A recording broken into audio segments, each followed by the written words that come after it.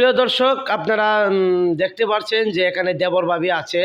দেবরে ভাবিকে বিয়ে দিতে চায়। ভাবির দুটা বাচ্চা আছে। ভাবির জামাই নাকি 2-3 মাস আগে মারা গেছে।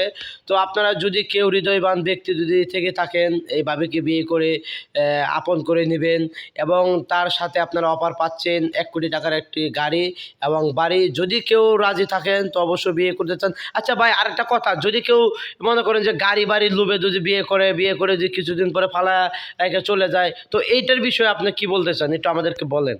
আমি এরকম আমি সবকিছু ক্লিয়ার করে নেব না, মানে যেভাবে সিস্টেম করা হয় যাতে কখনো যাতে চলে না যায়, এরকম একটা ভালো আমার একটা লোক দরকার যাতে সে কখনো চলে না যায়। আচ্ছা আমি সবকিছু উড়াই যাচ্ছি, তোমার কি লাগবে আমাকে বলো।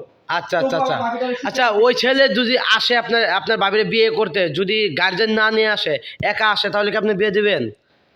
না না, এটা গার্জেন নিয়ে আসতে হবে, কারণ আমি তো লুকাইতেছি না কোনো কিছু, আমি যা আছে সব সামনে, আমি ক্যামেরার সামনে আসছি,